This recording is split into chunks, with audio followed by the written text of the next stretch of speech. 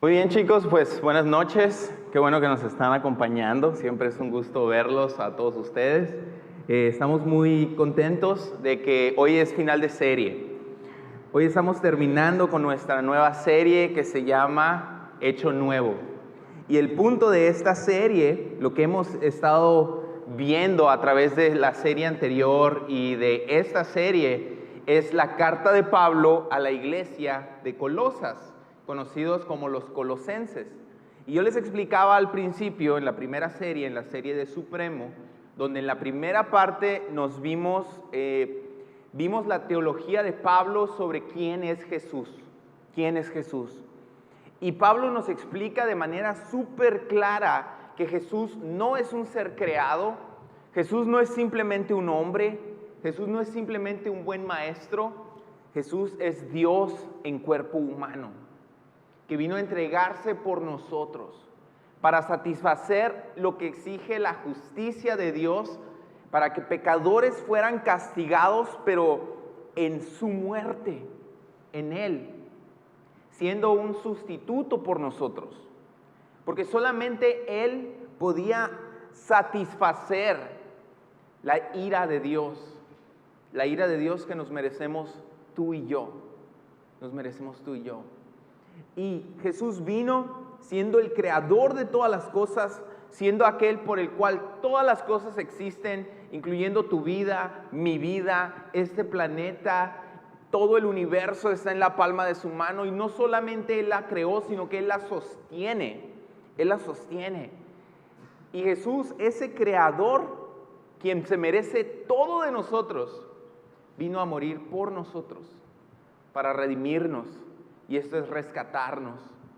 Y cuando Él vino a hacer esto, la segunda parte, se puede decir, de la carta de Colosenses, es el hecho de que ahora nosotros somos llamados a responder al sacrificio que Jesús hizo por nosotros. Y la manera en la que respondemos es apartándonos del mal y viviendo una vida para Jesús, una vida que lo honre, una vida que lo glorifique, una vida que le sirva, una vida que sea digna de lo que Él, que dé una digna respuesta de lo que Él hizo por nosotros. Y Pablo nos muestra en la segunda parte de Colosenses, Pablo nos muestra cómo se ve esa vida. Y aquí es donde entra esta serie que hoy terminamos, que se llama Hecho Nuevo. Y se trató esta serie de lo que significa vivir para Cristo, vivir la vida para Cristo, quien nos redimió, quien nos salvó, quien nos rescató de una eternidad en el infierno. Y ahora nos ofrece esta nueva vida para que nosotros podamos vivirla. Y hemos estado viendo en esta serie, enfatizamos el hecho de que debemos comenzar a practicar muchas cosas y mandamientos. Tenemos que practicar lo que significa vivir la vida en Cristo. Tenemos que comenzar a practicarla. Si tú dices, yo le entregué mi vida a Jesús, pero no hay una diferencia en tus obras y en tu vida, del antes y el después, realmente no hiciste nada. Realmente no hiciste nada. Poner tu fe en Cristo implica que va a haber un cambio en tu vida a través del Espíritu Santo. Pasar de ser una persona muerta en sus delitos y pecados, que va camino al juicio de Dios como un pecador culpable, digno del infierno y a recibir el infierno, ahora eres transformado, eres pasado. Cuando rindes tu vida a Jesús, eres pasado de muerte a vida y ahora eres un pecador perdonado, que se le ha dado vida a través del Espíritu Santo para vivir una vida nueva, para dar obras diferentes a las obras anteriores, a tu vida anterior. Y Pablo es muy claro diciendo, apártese del mal todo aquel que invoca el nombre de Jesús. Apártense del mal, que sus obras sean diferentes. Y yo les decía, muchas veces vamos a iglesias o a servicios donde se nos dicen, si quieres recibir a Cristo, levanta tu mano, pasa al frente. Y hacemos eso, pero nuestra vida sigue igual. Lo hacemos muchas veces en emoción, lo hacemos muchas veces por presión social. Ay, mis amigos pasaron al frente y pues yo también. Pero en realidad no hay un cambio de tu corazón. La Biblia nos dice que para ser salvos tenemos que arrepentirnos y creer en el nombre de Jesús. O sea, Arrepentimiento significa abandonar tu vieja vida y rendirte una nueva en Jesús. Y la evidencia de que te has rendido a Jesús, la evidencia de que eres salvado, es el hecho de que estás viviendo una nueva vida. Y Pablo nos habla en este libro de Colosenses sobre ser hechos nuevos. Y esta es una invitación para todos nosotros a venir y ser hechos nuevos en Cristo Jesús. Venir y recibir el perdón de nuestros pecados en Cristo Jesús. Y antes de leer, vamos a terminar. Y el capítulo de hoy, el mensaje de hoy va a ser muy corto porque son los saludos finales. Pero hay varias cosas que podemos aprender de los saludos finales de parte de Pablo, del apóstol Pablo, quien escribió esta carta a la iglesia de Colosenses. En el mensaje anterior vimos que había muchos mandamientos prácticos sobre cómo vivir la vida en Cristo. Esta vida que ahora Cristo nos dio para vivirla. Vemos cómo el apóstol Pablo nos instruye en diversas categorías. Instruye a las esposas, se les da ciertos mandamientos. A los esposos se les da ciertos mandamientos. A los hijos, y yo pienso que ahí todos cabemos, porque todos somos hijos de alguien. A los hijos se les da mandamientos y también a los padres se les da mandamientos. Y también tu rol como trabajador. ¿Cómo vas a servir a Cristo como trabajador en tu trabajo? Y también cómo vas a servir a Cristo siendo jefe en tu trabajo. Y todas estas cosas nos las da Pablo sobre cómo podemos vivir nuestras vocaciones, o sea, las cosas que hacemos todos los días, cómo podemos vivirlas para la gloria de Dios. Y yo les decía en episodios pasados de esta serie, todo lo que hagamos, dependiendo de la actitud de nuestro corazón, si lo hacemos con una actitud de corazón, amando a Dios, lo que sea que hagamos se va a convertir en un acto de adoración. No nada más, jóvenes, adorar no nada más es cantar una hora en la iglesia, a lo mejor los domingos o a lo mejor aquí en Antorchas Vivas los viernes. Claro, adoramos, venimos y adoramos a Dios, pero la adoración es mucho más que eso. Dependiendo de con el corazón correcto que hagas las cosas para con Dios, puedes lavar los platos adorando a Dios, puede ser un acto de adoración. Limpiar tu cuarto puede ser un acto de adoración. Sacar la basura sin que tu mamá te diga puede ser un acto de adoración. Hacer la tarea puede ser un acto de adoración. Estar en tu trabajo sirviendo a tus clientes con un corazón hacia Dios es un acto de adoración. La manera en la que convives con tus hermanos es un acto de adoración. La forma en la que te relacionas con tus padres, tus tíos, tu familia es un acto de adoración. Incluso, no nada más, y yo les decía en episodios pasados, no nada más cuando hacemos lo bueno es un acto de adoración, también rechazar lo malo es un acto de adoración. Cuando te invitan a tomar tus amigos, decir no es un acto de adoración. Cuando te invitan drogas, rechazar eso es un acto de adoración. Todo esto, con el corazón que lo hagamos para Dios, se convierte en un acto de adoración. Y Pablo nos decía en el capítulo pasado, en el capítulo anterior, que todo lo que hagamos, todo, ya sea de palabra, o sea, lo que digamos y lo que hagamos, de palabra o de obra, háganlo todo como para el Señor Jesús. Porque a Cristo Jesús servimos. Por encima de todo, a Él le servimos. Y nuestra vida va a dar cuentas hacia Él. Y les digo algo, muchas veces, jóvenes, nos venden la idea, ¿no? De que necesitas hacer algo grande para Dios. No, que necesitas ser una gran cantante para Dios. Necesitas tener mucha influencia para poder hablar de Dios. Necesitas convertirte en una influencer en Instagram para que la gente te vea y entonces tú les das el mensaje de Dios. O te dicen, no, necesitas unirte a una asociación misionera para cosechar las bendiciones, las riquezas que Dios tiene para ti en el cielo, hacer obras para que Dios te dé riquezas en el cielo. Pero les digo la realidad, el 99%, la mayoría de las cosas por las cuales Cristo nos va a recompensar, cuando estemos ante Él para ser juzgados, y como cristianos, no para salvación o perdición, sino en recompensa de lo que hagamos hecho, la mayoría de las recompensas que vas a tener son en cosas que hiciste en tu vida diaria. Y Dios te va a recompensar. Y tú vas a decir, ¿cómo es que Dios me está recompensando porque un día saqué la basura sin que mi mamá me dijera? Dios te va a recompensar. Todo lo que hagas que sea bueno, porque has sido llamado a buenas obras. Como cristiano, como cristiana, como joven cristiano, joven cristiana, has sido llamada a buenas obras y esa es tu naturaleza y Dios te va a recompensar por ellas.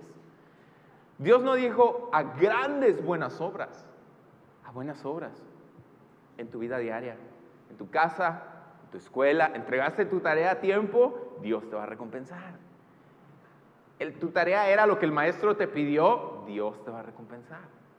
No la entregaste hecha chorizo así como la entregábamos y con manchas de frijoles, como siempre. Esta vez la entregaste bien, Dios te va a recompensar. Hagamos lo que hagamos, hagámoslo con un corazón, con excelencia para Dios, porque Dios se lo merece.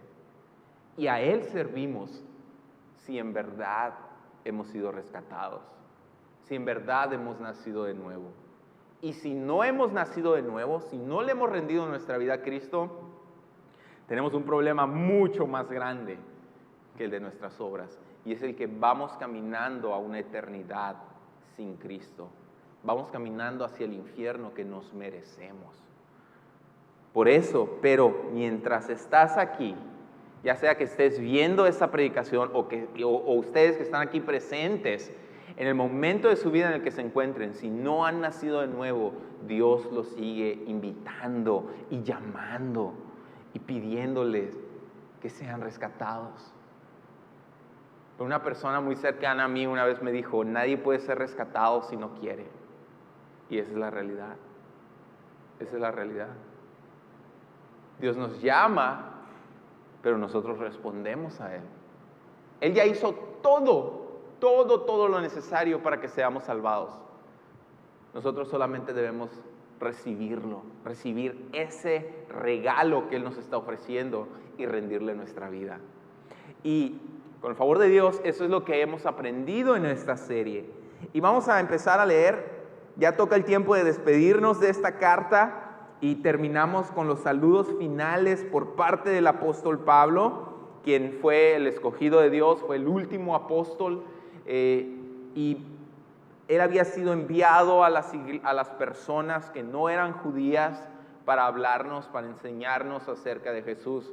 Y dato curioso, él murió en el año 62 después de Cristo, fue decapitado por los romanos por predicar que Cristo Jesús había resucitado, pero él sigue enseñándonos hoy. Él sigue enseñándonos hoy y Él sigue guiándonos a Cristo hoy. Y vamos a terminar de leer, esto es en el libro de Colosenses, pero antes de leer vamos a orar. Orar es platicar con Dios, simplemente ponernos ante su presencia, que Él está en todo lugar, no necesitamos hacer ningún ritual ni nada de eso, simplemente hablarle a Dios y exponerle nuestro corazón. Vamos a orar antes de leer. Señor Jesús, gracias por cada uno de estos jóvenes, Señor, que está en este lugar. Gracias, Señor, por cada persona que está escuchando este mensaje. Quiero pedirte, Padre, que hables a nuestro corazón, aún en estas últimas palabras de tinta y de pluma y de letra en manos, Señor, del apóstol Pablo, pero que es tu Espíritu Santo hablándonos a nosotros. Y enséñanos lo que podamos aprender de esta carta y sobre todas las cosas, cómo es tu deseo que nosotros seamos firmes, seamos maduros y crezcamos en la fe, Señor. Permanezcamos en la fe en ti, Señor. Que demos fruto, Padre. Que estemos arraigados en ti y en tu amor y en lo que tú has hecho por nosotros. Permítenos que nuestra vida sea una respuesta, Señor, al inmenso amor que tú tienes por nosotros al morir en la cruz. Gracias, Padre, y en esta noche, Señor, terminamos este libro, esta carta, esta serie. Te pido que haya sido de bendición, Señor, a estos jóvenes, en el nombre de Jesús. Amén. Muy bien, Colosenses capítulo 4, vamos a empezar desde el versículo 6, porque aquí es donde termina la sección anterior. Y si traen su Biblia, pueden acompañarnos en su Biblia o en su aplicación del celular. Y si no, los versículos van a estar aquí en la pantalla para los que estamos presencial. Dice, versículo 6, Colosenses capítulo 4, verso 6. Sea su palabra siempre con gracia, sazonada con sal, para que sepan cómo deben responder a cada uno. Y ese versículo termina de la sección anterior, donde nos habla cómo nos vamos a comportar. Y está hablando de la manera en la que nos dirigimos a las personas. Que nuestra palabra sea sazonada con sal, era un dicho para decir que lo que hablamos y la manera en la que hablamos sea agradable a los demás. O sea, no siendo ásperos, no siendo groseros, sino que tengamos una relación con las personas con la que seamos respetuosos y podamos hablar cosas buenas. Podamos estar hablando cosas buenas para gracia de los oyentes. Y dice, para que sepan cómo deben responder a cada uno. Esto habla de la prudencia de nosotros. Tenemos que examinar cómo una persona está hablando con nosotros y cuál es la mejor forma de responder hacia esa persona. En nuestras conversaciones personales de todos los días o en especial cuando estamos hablando del Evangelio. Cuando estamos compartiendo el mensaje de Jesús a alguna otra persona.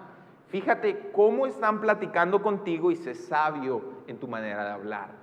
Y luego dice ya en el verso 7 en adelante, Pablo está cerrando esta carta diciéndoles, todo en lo que a mí respecta, les hará saber Tíquico, nuestro amado hermano y fiel ministro. La palabra ministro significa servidor, fiel servidor y consiervo, que quiere decir que él también era un siervo, igual que Pablo, en el Señor.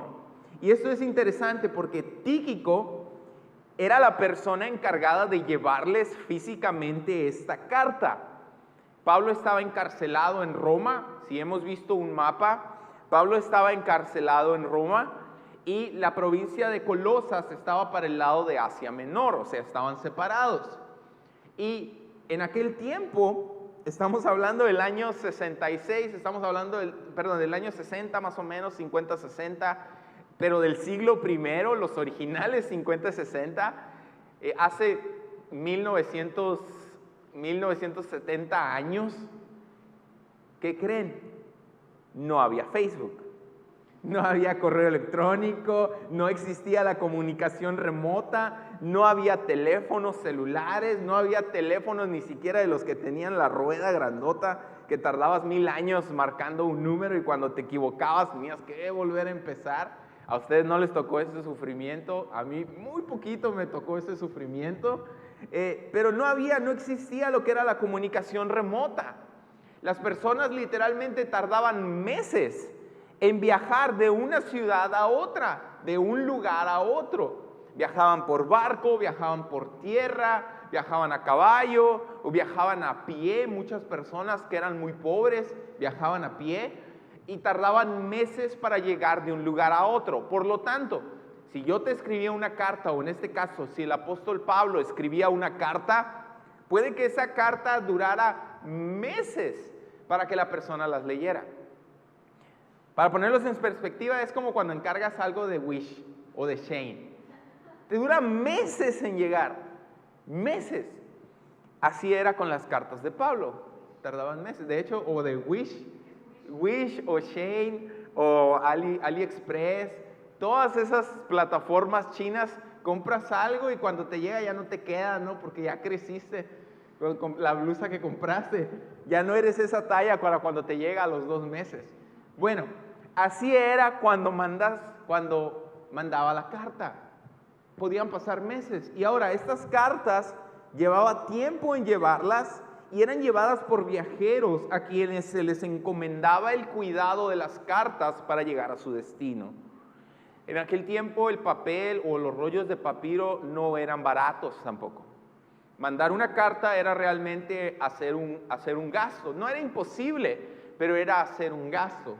Porque tenías que comprar un rollo de papiro especial, tenías que comprar una pluma especial, tenías que comprar la tinta, si tú no sabías leer y que eran muchísimas personas las que no sabían leer y no sabían escribir en el tiempo de Pablo, solo pocas personas que habían ido a la escuela habían aprendido a escribir. Pablo había aprendido a escribir, pero si no, tenías que encontrar a alguien, se llamaban unos escribas, a quien tú le pagabas Aparte de comprar el papiro o el rollo de cuero de animal, tú le pagabas a esa persona para dictarle la carta.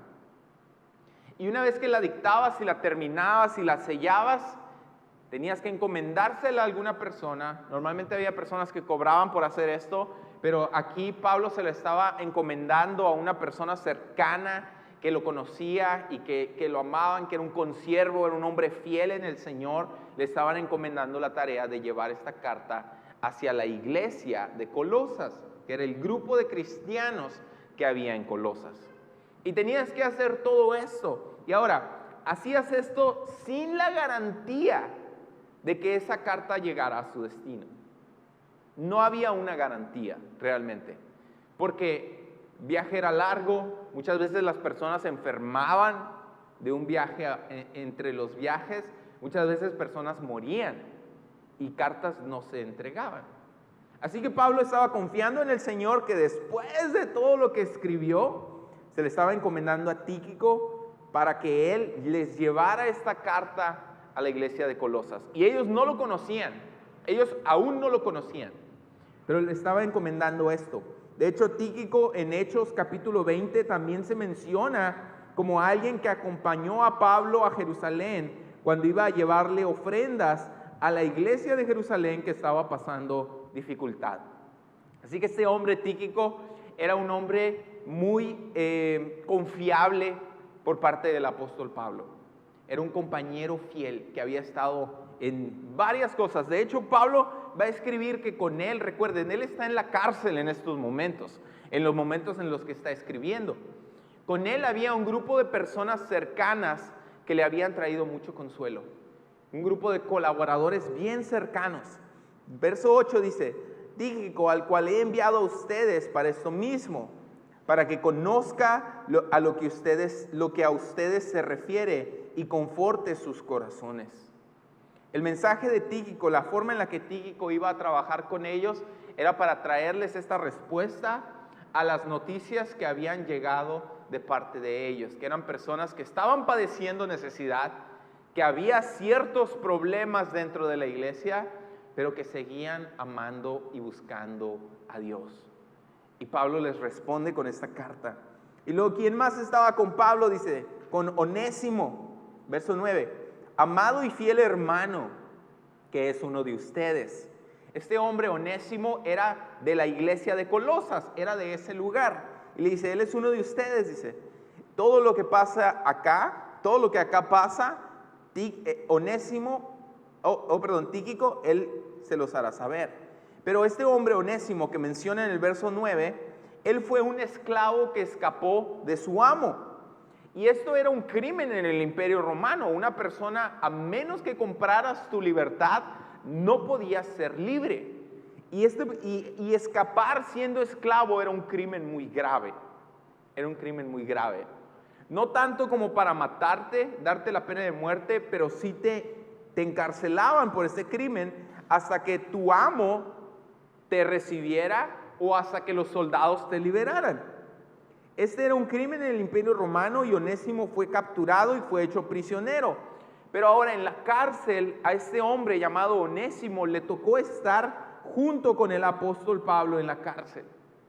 Y ahí fue donde Onésimo conoció la vida en Jesús y se volvió cristiano en la cárcel. Y después de que lo liberaran, Pablo lo envía de regreso a Colosas con una carta personal a su amo para que lo recibiera de vuelta, que le diera casa, que le diera abrigo, que lo recibiera, que pasara de largo la ofensa y el crimen de que él había escapado siendo su esclavo.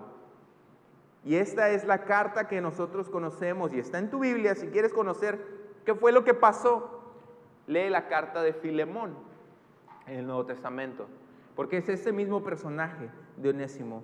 Verso 10 dice, Aristarco, mi compañero de prisiones, los saluda, y Marcos, el sobrino de Bernabé, acerca del cual han recibido mandamientos. Si fuera él a ustedes, recíbanlo. Ahora, Aristarco era un hombre de la región de Macedonia, o mejor dicho, de una ciudad llamada Tesalónica. Esto está en Hechos capítulo 20. Fue compañero de Pablo en sus viajes y estuvo con el apóstol Pablo cuando una multitud en la ciudad de Éfeso, una multitud se enojó tanto con Pablo que lo lincharon. Lo sacaron de la ciudad, lo golpearon hasta que pensaron que estaba muerto, porque él les estaba predicando que sus dioses eran dioses falsos y que tenían que arrepentirse y venir al único Dios vivo y verdadero, a Jesús. Y lo sacaron, y esto está en Hechos 19, y lo lincharon. Aristarco estaba con él. También estuvo con Pablo cuando zarpó en barco hacia Roma, cuando fue arrestado bajo la custodia romana. Y aquí Pablo lo llama mi compañero de prisiones. ¿Qué quiere decir? Aristarco fue alguien que estaba preso junto con Pablo. Siempre tenía esta interesante costumbre de acompañar a Pablo en momentos difíciles. Los golpearon, los encarcelaron, los arrestaron, los enviaron en barco a Roma, naufragaron juntos y ahorita estaban encarcelados donde mismo. Y era una de las personas más fieles que había estado con Pablo. De hecho, algunos historiadores, como William Ramsey, sugieren que en realidad Aristarco se hizo servidor o esclavo de Pablo para poder viajar con él en el viaje a Roma, donde lo llevaban arrestado. Y también menciona a Marcos, dice Marcos, sobrino de Bernabé. Este Marcos es el mismo Marcos, también conocido como Juan Marcos, que escribió el Evangelio de Marcos de la vida de Jesús. Y en algún tiempo atrás, Pablo tuvo un desacuerdo con Bernabé y con Marcos. Tuvo un desacuerdo con ellos, eso está en Hechos capítulo 13. Pero claramente Pablo había olvidado todo eso en el pasado. Y ahora los dos estaban sirviendo juntos para la obra de Dios. Y esta era la gracia de Dios, el amor que no nos merecemos de parte de Dios, obrando a través del Espíritu Santo en Pablo para olvidar, para perdonar todo lo que había pasado, cómo se habían ofendido. Y ahora el verso 11 dice, y Jesús llamado Justo, este no es Jesús de Nazaret, es otro hombre que también se llamaba Jesús, lo apodaban el Justo, fue compañero de Pablo en su servicio a las iglesias, dice que son los únicos de la circuncisión, esto es judíos, que me ayudan en el reino de Dios. Ellos han sido para mí consuelo.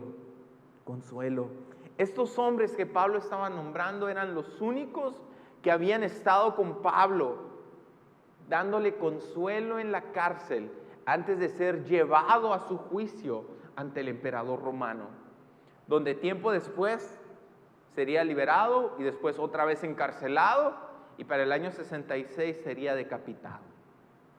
Y esos hombres son los que le dieron consuelo. Y luego el verso 12 dice, le saluda Epafras, el cual es uno de ustedes, siervo de Cristo, siempre rogando encarecidamente por ustedes en sus oraciones. Y aquí es de donde sacamos el nombre de este último mensaje. Dice, para que estén firmes, perfectos y completos en todo lo que Dios quiere. El corazón de Epafras, quien era un miembro de la iglesia de Colosas y había viajado hasta Roma para ver a Pablo y le había informado lo que estaba pasando en la iglesia de Colosas, él era un hombre fiel y dedicado a interceder por su familia espiritual, por su pueblo, por su iglesia, y especialmente sabiendo que había falsas enseñanzas que rondaban a la iglesia en ese tiempo. Y este hombre dice que Epafras oraba por la congregación, el grupo de cristianos, los colosenses, para que ellos estuvieran firmes, fueran perfectos. Y aquí la palabra perfecto no significa sin ningún fallo. La palabra perfecto significa maduros. Eso es lo que significa. Epafras oraba para que ellos pudieran estar firmes, que pudieran madurar, dar frutos y estar completos en todo lo que Dios quiere. Y ese es nuestro corazón cuando estaba leyendo, estudiando eso, para decirles hoy, jóvenes, ese es nuestro corazón para ustedes. ese es nuestro corazón para ustedes. Que ustedes puedan estar firmes en Cristo, que puedan crecer en madurez. Un árbol solamente madura si está arraigado, si tiene raíces, si tiene profundidad, si se está nutriendo, entonces da frutos. Jóvenes, arraíguense en Cristo.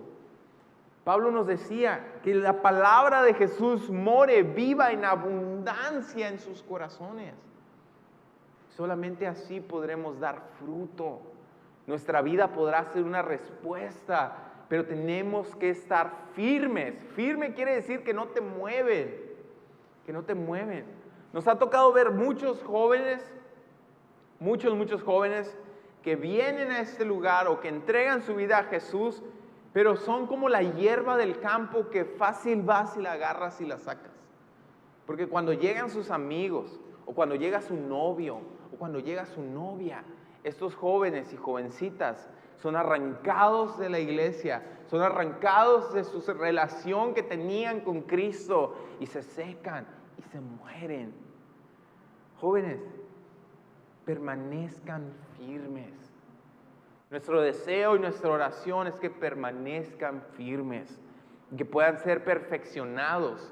Esto es, que puedan ir madurando, creciendo en el conocimiento de Dios y de su palabra. Y también, por sobre todas las cosas, que estén completos en todo lo que Dios quiere para ustedes. Y jóvenes, ese es el corazón también de esta serie. Que estemos completos, que descubramos que no vamos a estar completos hasta que nos rindamos a Cristo completamente. Él es nuestra plenitud. En Él solamente estamos completos. Los novios no te van a llenar, las novias no te van a llenar, las cosas de este mundo no te van a llenar, el dinero no te va a llenar, las drogas no te van a llenar, los vicios, las adicciones, las fiestas, nada te va a llenar en lo profundo de tu alma, en lo profundo de tu alma. Todo es placer momentáneo en esta vida, pero al final es placer que nos deja con el mismo vacío espiritual que con el que empezamos. Y la realidad es que todos los que estamos aquí, sea que lo admitamos o no lo admitamos, cuando estamos en la sinceridad de nuestra casa, de nuestro cuarto, cuando estamos solos completamente, podemos sentir y saber y reconocer que estamos vacíos y necesitamos a Jesús. Solamente Él puede llenarnos. Jesús dijo, si toman del agua de este pozo, le dijo a una mujer que estaba queriendo sacar agua de un pozo, si toman el agua de este pozo, van a volver a tener sed. Pero si toman del agua que yo les ofrezco, no tendrán sed jamás. Y esto tiene que ver con nuestra plenitud y nuestra llenura. Y esta mujer no le entendió y le dijo, dame de esa agua para que no tenga que regresar a este pozo. Pero Jesús hablaba de Él. Si dejamos que Él nos llene en la vida, no tendremos sed jamás. Descubriremos lo que es verdadera plenitud. Y ese es nuestro deseo, que estén firmes, que estén creciendo en madurez y que se entreguen completos a todo lo que Dios quiere. Verso 13 en adelante, y ya vamos a terminar, dice, porque de Él doy testimonio que tiene gran solicitud. Esto es por Epafras. Él los ama, Pablo les está diciendo, Él los ama. Tiene gran solicitud por ustedes y por los que están en la Odisea y todos los que están en Hierápolis, que era toda la región. Él verdaderamente los ama y ora por ustedes. Luego verso 14, los saluda Lucas, el médico amado. Lucas fue el compañero de ministerio de Pablo. Escribió el libro de Lucas, escribió el libro de Hechos, documentó, registró la vida de los apóstoles de Jesús, incluyendo los viajes misioneros de Pablo. Y él estaba presente con él. Y luego dice, y Demas. Y este Demas Hasta ese momento había estado con Pablo en su ministerio, pero más adelante sería alguien que lo traicionaría y lo abandonaría, amando más las cosas de este mundo. Y eso está registrado en la última carta que Pablo escribió antes de que lo mataran, en 2 de Timoteo 4:10. Demas amó más al mundo que a la obra de Dios y que a Dios, y básicamente le dio la espalda a Dios y se fue al mundo una vez más. Y esto es una advertencia para todos nosotros. Tenemos que ver cómo estamos caminando y tenemos que ver que estemos caminando en firmeza en nuestro servicio, en nuestro amor a Dios. Verso 15 al 18 dice: saluden a los hermanos que están en la Odisea y a Ninfas, a la iglesia que está en su casa. Y en ese tiempo no había propiedades como esta donde podemos venir y reunirnos. En ese tiempo las personas, la iglesia, es decir, los cristianos, se reunían en casas para adorar a Jesús. Verso 16 al 18 dice: cuando esta carta haya sido leída entre ustedes, hagan también que sea leída en las iglesias de la Odisea, y que la de la Odisea la lean también ustedes. Díganle a Arquipo: mira que cumplas el ministerio que recibiste en el Señor.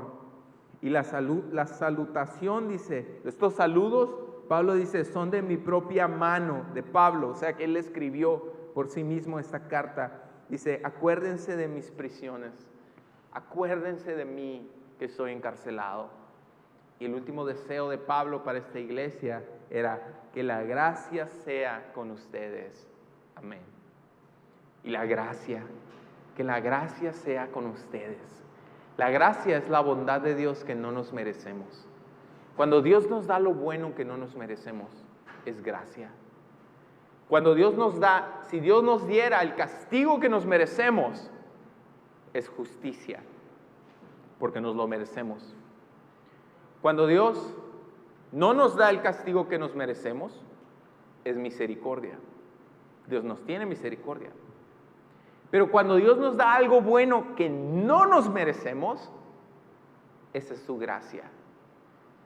Y su gracia, la mayor expresión de su gracia es el hecho de que nos dio su propia vida en rescate por nosotros.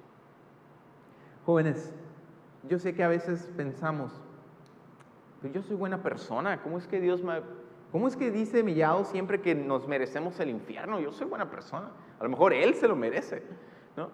Pero yo soy buena persona, no le hago daño a nadie, no robo, no mato. ¿Por qué dice que nos merecemos el infierno?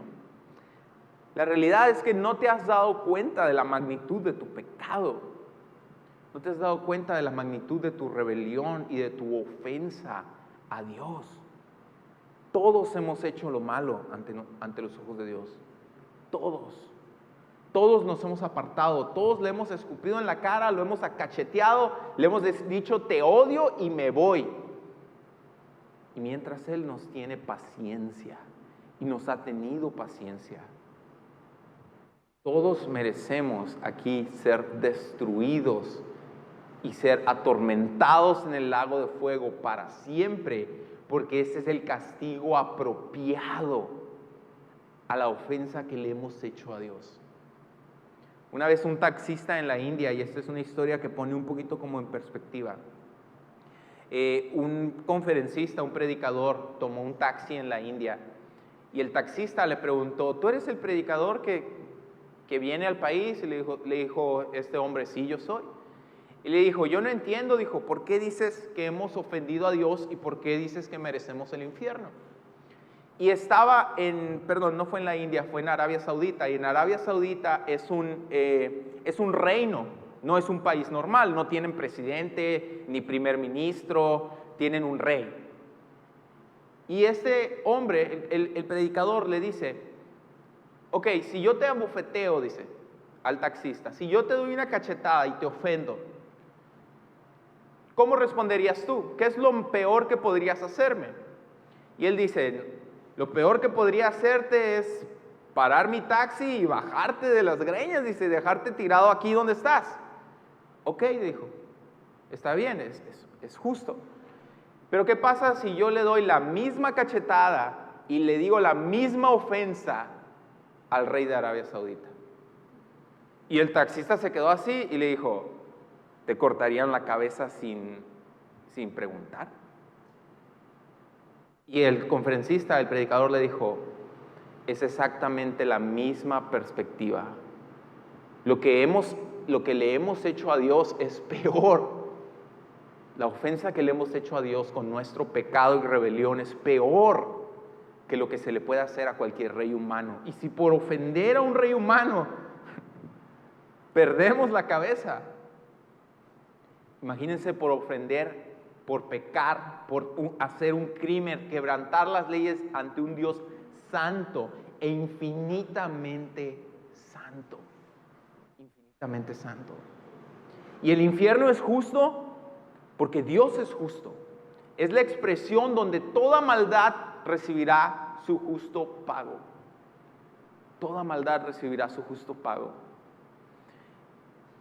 Y el castigo debe ser eterno porque ofendemos a un Dios eterno. Y el castigo debe ser infinito porque ofendemos a un Dios infinitamente puro. Por lo tanto, eso es lo que somos. Y hacia allá es a donde vamos. Pero Dios nos amó tanto, y esto es el Evangelio. Dios nos amó tanto que a pesar de que nos merecemos el infierno y la derramación de su ira sobre nosotros, Él dijo, yo voy a tomar esa ira sobre mí. Yo voy a tomar esa ira sobre mí para rescatarlos. Lo voy a hacer en su lugar.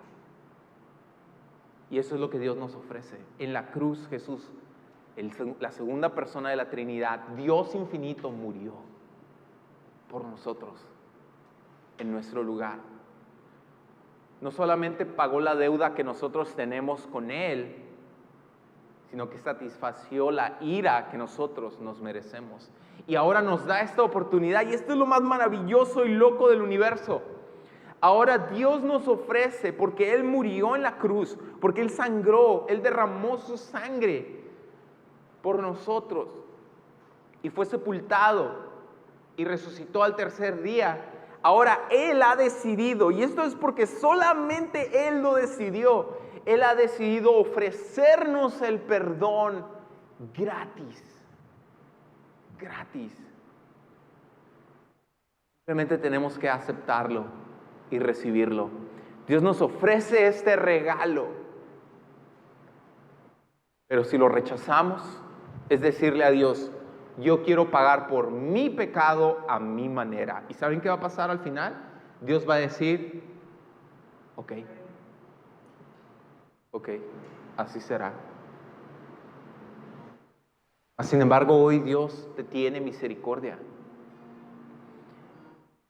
Dios quiere que tú vengas a recibir el regalo del perdón que no te mereces, pero que Él ya compró para ti. Y Dios te lo ofrece. El último libro de la Biblia, Apocalipsis 22, dice que Dios nos ofrece este regalo como una invitación. Como una invitación. Apocalipsis 22 dice, el Espíritu de Dios y la novia, la iglesia, nosotros los cristianos, te decimos, ven. Ven y rinde tu vida a Jesús. Arrepiéntete de tus pecados. Deja ya lo malo y ríndele tu vida a Él. Recibe el perdón que hoy está puesto delante de ti. Vamos a terminar en oración. Si puedes ponerte de pie.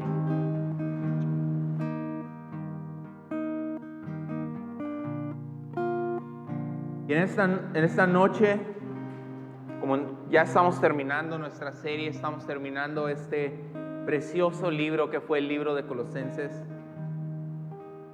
Ponte a cuentas con Dios. Ven a Jesús. Reconoce que eres un pecador, que has hecho lo malo delante de Dios y rinde tu vida a Jesús. Y recibe el perdón y el regalo de la vida eterna que Él tiene para ti.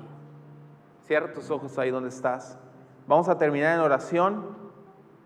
Y al final Marilyn nos va a compartir una última canción. Con eso terminaremos. Señor Jesús, gracias por esta noche. Gracias por el inmenso amor que tú ya tuviste por nosotros, por morir por nosotros en la cruz. Gracias, Padre, porque no lo merecemos. Nunca terminaremos de asimilar la magnitud de nuestro pecado hacia ti. Pero Espíritu Santo, trae esa convicción, abre nuestros ojos, quítanos la venda, abre nuestros oídos y cambia el corazón de piedra que tenemos. Y permítenos darnos cuenta de la magnitud de nuestro pecado y del inmenso amor que tú has tenido por nosotros al enviar a Jesús a morir en la cruz como una sustitución de nosotros.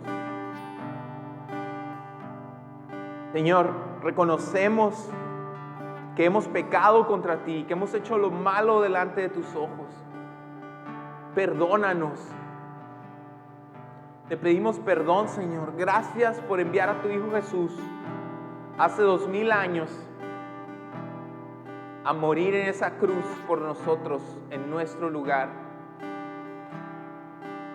Y creemos y confesamos, Señor, que Él murió por nuestros pecados y resucitó conforme a tu palabra al tercer día para perdonar nuestros pecados y darnos vida eterna. Señor, escribe nuestros nombres en el libro de la vida.